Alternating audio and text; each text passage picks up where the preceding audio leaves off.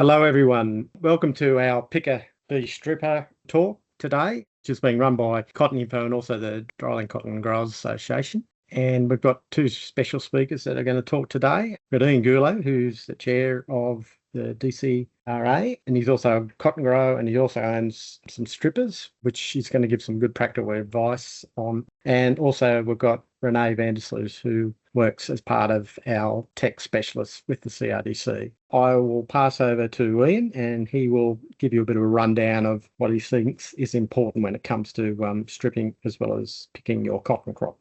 I'll pass it on to you, Ian. Thanks, Bob.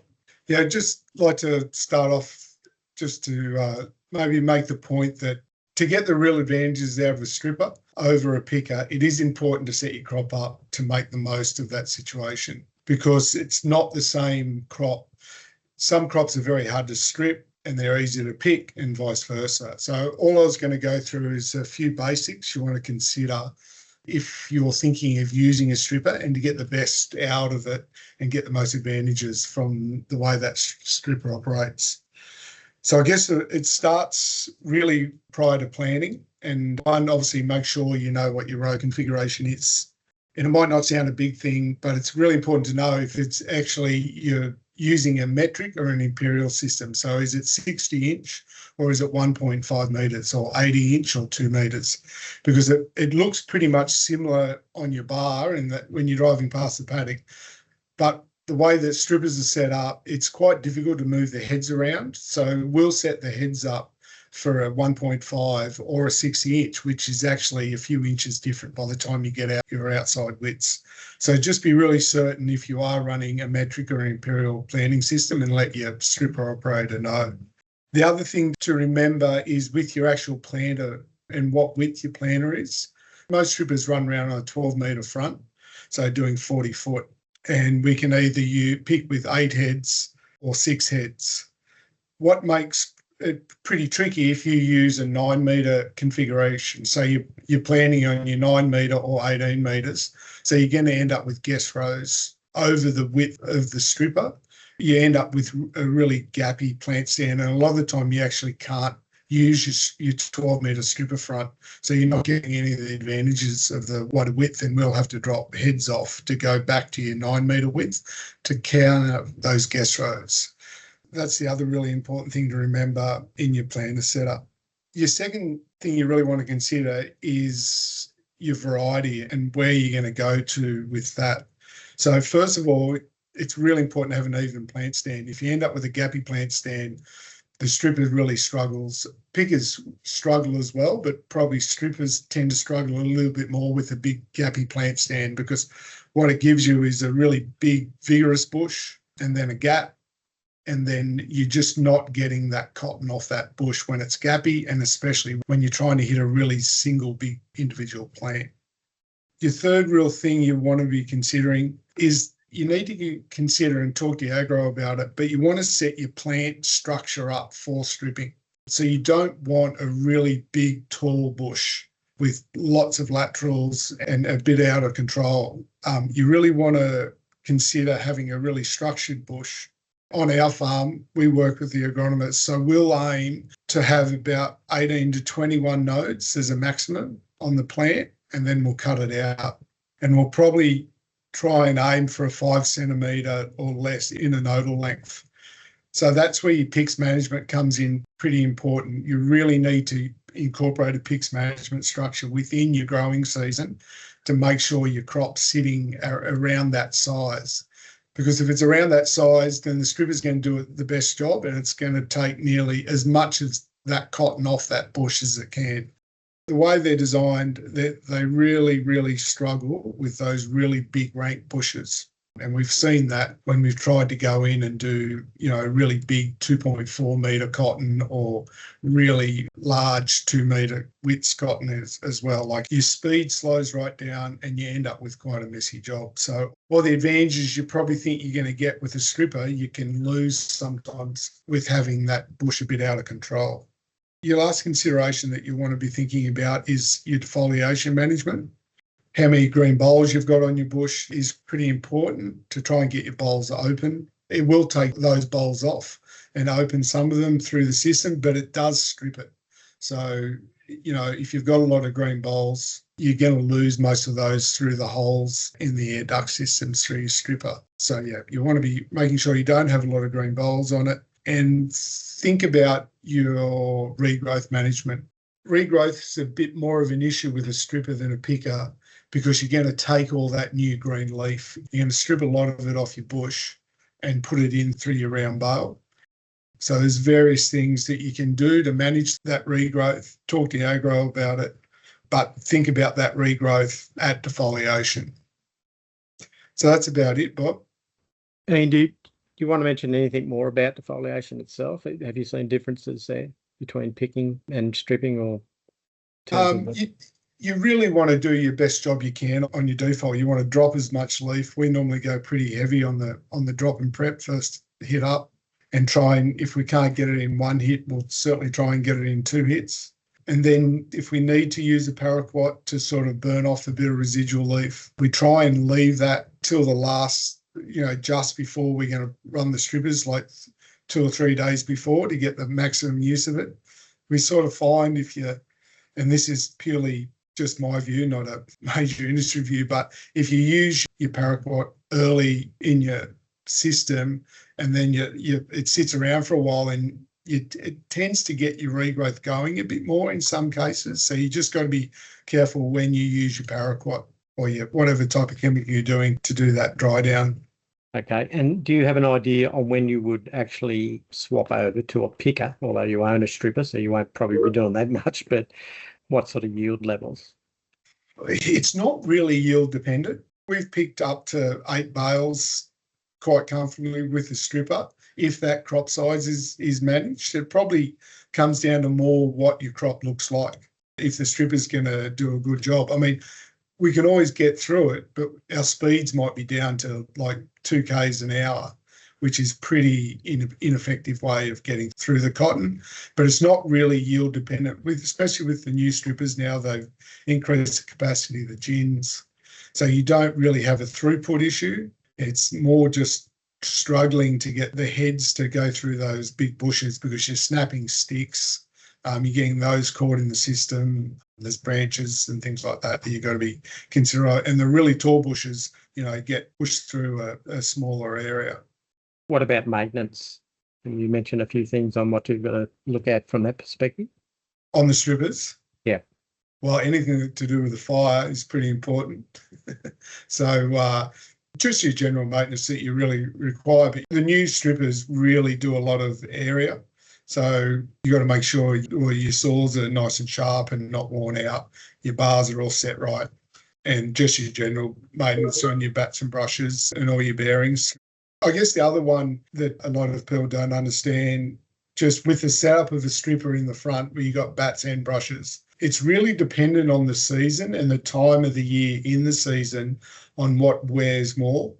Early on, you see, with the plants being a bit fresher, you'll tend to gum up your brushes a lot more. And then as the season progresses through, and especially after a frost, you get very little gumming or wearing on your brushes, but your bats start to take a real hammering in after that first frost as you get into that colder weather in the back. So it's not necessarily a set formula on your maintenance within your stripper heads when you're changing bats and brushes. It's really a season, the time in the year when you need to be replacing each of them. And there's heaps of different theories on when you replace them and your system of replacing your bats and brushes. But as long as it's doing a good job, I mean, bats and brushes are really expensive now. I'm not sure the price this year, but they were up $8.50, $9 per bat or brush. Or I think the bats are a little bit more expensive. So it gets really expensive when you're replacing your bats and brushes all the time. So you've got to make sure if you are replacing them, you're doing a better job. So some days you're replacing them every day, and sometimes you might go for a week to replace them, but it's really seasonal and conditions dependent on what's worn out. All right. Thanks for that, mate. We do have a question in the chat. We may have answered that, but I'm sure René will have some data on this too. At what yield do you see inefficiency with the stripper? For purely the management of the machines, like 6.5, 7 bales, you're probably slowing down. If it's a small bush, then you're still going to handle it no worries with good speed. But 6 to 8 bales would certainly be your limit on the top end. And just go back one step, why did you go to that row configuration? Did you think that's best for your environment and plus the logistics behind the machine and all that, I guess, how you set it up?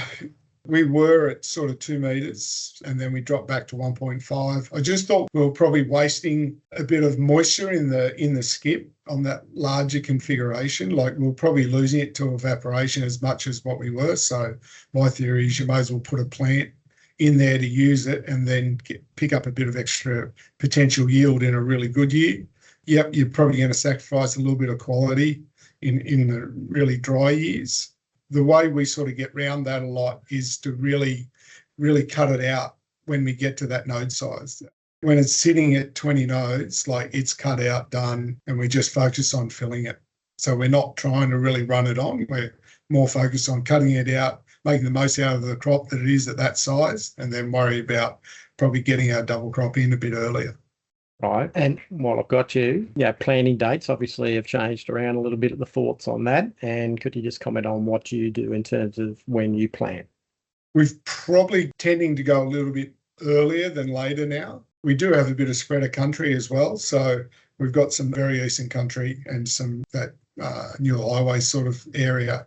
So don't really mind planting, mid to late October at all. When the break comes through there, if I'm losing a bit of moisture, like if that profile's drying out, I'll certainly whack a proportion of it in.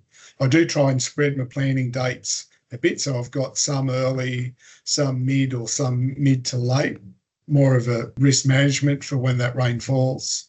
But we were sort of thinking late November, like mid to late November, and we're probably thinking spread it out a little bit more to get the benefits of early rain or late rain. All right. Thanks very much, Ian. We'll swap over to René Sluijs, who's got a lot of experience, obviously, in CottonInfo team as a fibre quality specialist. So over to you, René. Thanks, Bob. As Ian was saying, we've done a lot of trials in conjunction with the Dryland Cotton Research Association over a number of years, 4 years. And these results I'm going to present were obviously in different areas, different farms, different row configurations, different machines. But what we've done is we've thrown it all together just to get a general overview. A fun fact for those that don't know, 70% of the world cotton production is still picked by hand. As only 30% of the world cotton production is actually picked mechanically. And the two main ones is the stripper and the spindle. And another fun fact is that there's only 3 countries in the world that actually use strippers that I'm aware of anyway: Australia, the US, where there's a huge dryland production. Most of Texas, which produces in the good times 5.5 to 6 million bales, is mostly stripped, and in South Africa, the rest is mainly all done by spindle picking. So there's some fun facts as well. The 2 harvesters that we can talk about is the spindle and the stripper. The spindle is called a selective type harvester. So the way it's done is actually mimicking hand picking. So the spindle will take the fibre and basically pull it off, and it gets then taken off by the doffer brushes or so on and goes into the accumulator. A 6-row harvester has about 3,360 spindles. And Ian was talking about, the expenses of the brushes and so forth. I mean, obviously, spindles are a lot more expensive. These need to be changed quite frequently when they get blunt. And that's why also the spindle picker is a lot heavier than the stripper, because there's an image of a row with the spindles in it and an image there of the stripper. And that's a non-selective. So as Ian was saying, it basically brushes the plant and it takes everything off the plant. So from a perspective of harvesting efficiency, it's very efficient because it takes everything off the plant. There's 2 images there. The left one where there's a spindle and the stripper, and then on your right-hand side, I've put a P there. It's quite obvious that that's from a spindle picker, and next to it is a stripper. You can see the strip cotton, there's just the stems left. Everything else is gone, whereas on the spindle pick cotton, there's still leaves left, there's still some bolls left, there's still some cotton left. So from a harvesting efficiency perspective, the stripper is obviously a lot more efficient. These are actually trials that we did. So what we did is we took 10 different plants from different areas in the field, and we took a 1 meter on either side from the plant, and we picked up everything 1 meter on either side and 10 centimeters on each side. We picked up what was on the floor and then also what was left on the bush itself. And from that, you can see that there's still a little bit on the ground from the stripper, but only a little bit. So what we've done is we've taken the values and we've extrapolated them to kilos per hectare, so it makes a bit of sense. And we can see that on average, from a stripper's perspective, it'd probably be about 40 kilos per hectare, which is left behind on the ground. Whereas from the spindle harvester, you can see the images, and we can see there's about, on average, is about 150 kilos per hectare. So almost a bale of fibre is left in the field. Obviously, you know, the settings and so on of the harvesters play an important role. Now, for these trials that we did, we made the spindle harvester settings quite tight.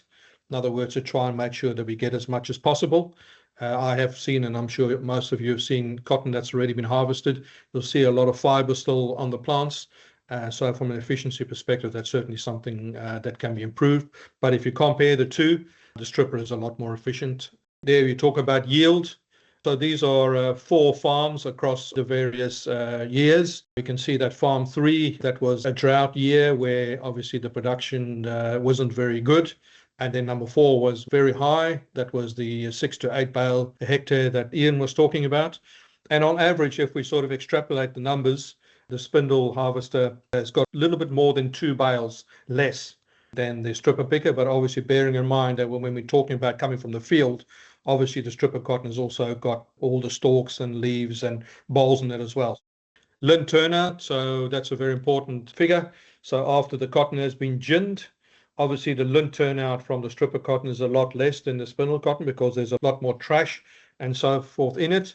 The difference from the trials that we did, the spindle picker, was the average was 43.1% lint turnout and the stripper was 36.8%. So there was a 6.3% difference over these 4 years, and I think we understand why that's happening.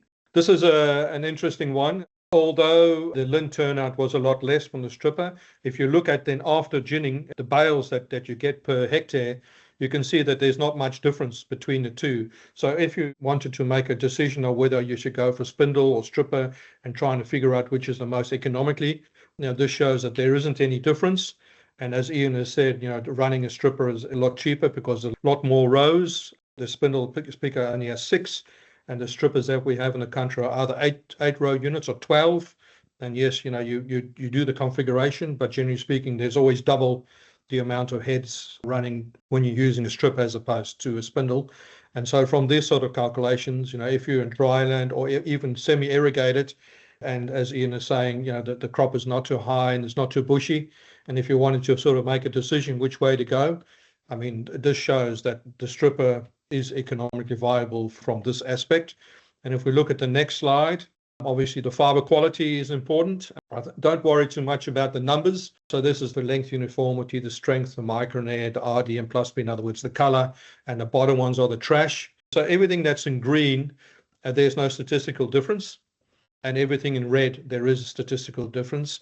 Besides the length uniformity strength, where there was just 1 or 2 occasions, it's hardly surprising that the colour and the trash of the stripper pick cotton is a little bit worse than the spindle pick cotton, even although the gins have done their best, because there's such a hell of a lot more trash in the stripper when it comes into the gin. There will always be a little bit more left in the cotton, but if we look at so from the spindle pick cotton and the stripper pick cotton overall, it was an 11 grade, and in the last farm was 31, so still within a base grade. And although the percent area, there's a little bit more trash in the cotton, when you look at the trash grade, it's either 1, 2 or 3. So again, if it's done, and I need to stress this, if it's done properly from an economical point of view and from a fibre quality point of view, there shouldn't be a difference if everything is done correctly. So this is just another method of looking at this. Is the APHIS, just a more of a technological machine. It looks at the fineness, the maturity, NEPs, seed coat NEPs, and also short fibre content. And again, we can see overall there isn't a general difference. There's just from time to time there is a bit of difference, but overall, again, it's very positive that there aren't any differences. We also looked at the seed quality, in other words, the visible mechanical damage, which is obviously important from a CSD perspective and also seed coat perspective. don't worry too much about Farm 1 and Farm 2, because the Farm 1 was done by CSD, Farm 2 was also done by CSD, but in a different method. And in Farm 4, we did it through Fibre grain. We gave them the method that was used worldwide. And there it is interesting, and something that I mentioned at the Cotton Collective as well, is that it seems that there's more mechanical damage on the seed from the spindle picker as opposed to the stripper.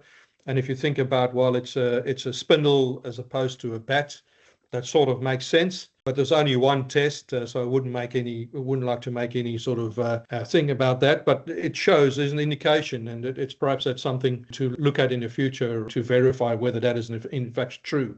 And when you look at the literature worldwide, it is sort of mentioned that the visible mechanical damage from a spindle is X, but they don't compare it to a stripper.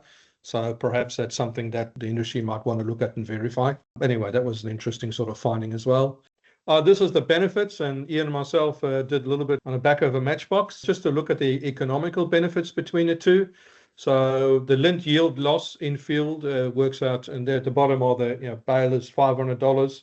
This was 4 years ago. I think we're almost spot on. I think it's 500 and something odd now. So diesel $1, rapid $51 a round module, and transport 58 a round module.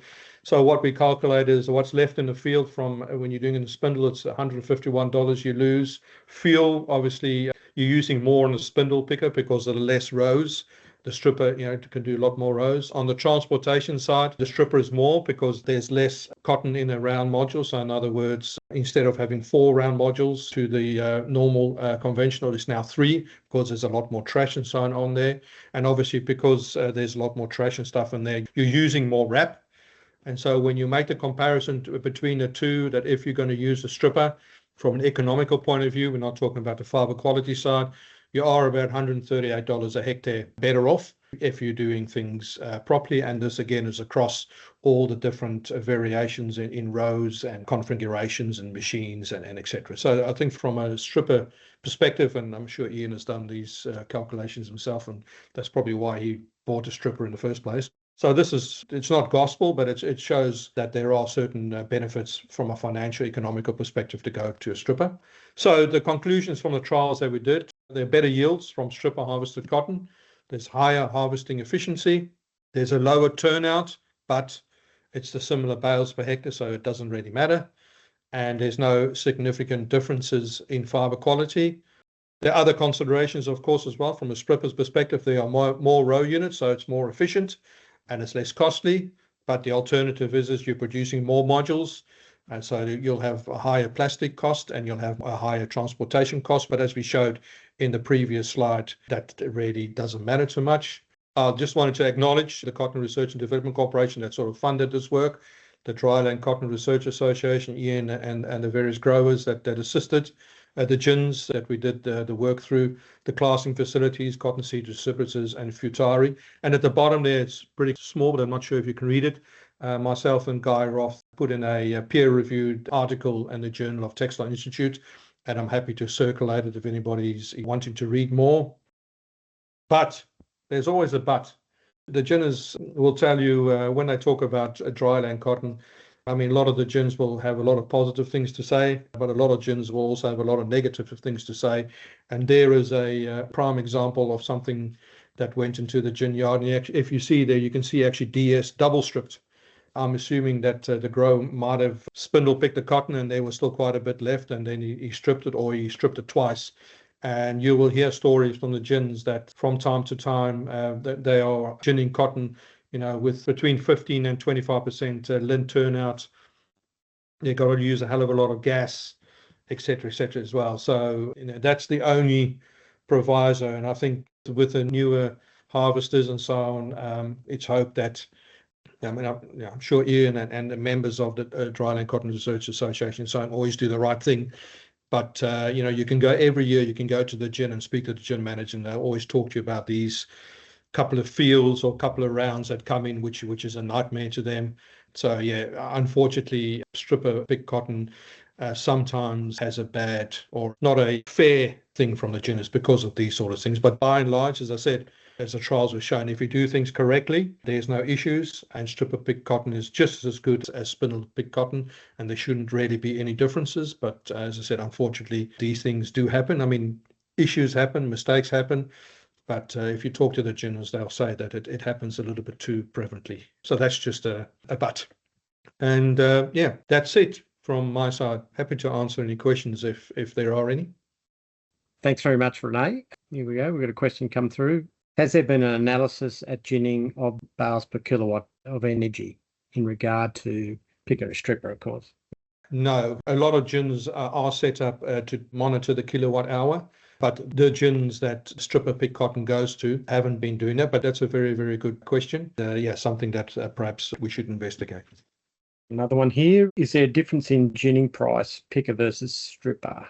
Some gins do charge differently. So they'll charge a slightly higher price for the stripper pick cotton. And the reason for that is that at times the gins will have to slow down their production because of the trash levels. If the cotton is a little bit moist, they might have to put in a lot more gas to get the trash out and so forth. So yes, some gins do, but it's not a standard practice. And Ian might be able to, as somebody that's in that field, he might be answered better than me. But my understanding is that some gins do, but it's not common practice.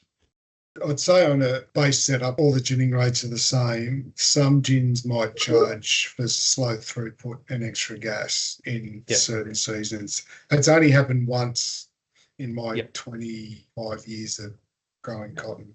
I know that not last year, but perhaps the year before, that a couple of gins actually refused to gin. So some dryland cotton came in, which was pretty bad. I saw photos of it, which was very wet, and some gins just said, "No, that's just moss. We're not even going anywhere near it." So that happens sometimes as well. You can understand from a ginning perspective, from a gin's perspective, the only way that a gin really makes money, because if you look at the ginning charges that they charge per bale, is probably similar to what they were doing in the 1980s. The prices really haven't changed much.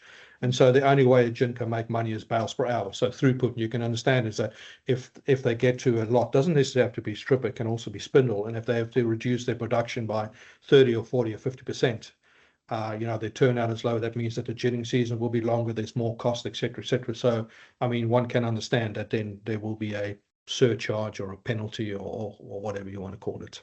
Could I just ask, basically from the perspective of lower yielding cotton, which we will see some lower yielding cotton this year, is there a point where you don't necessarily want to actually strip?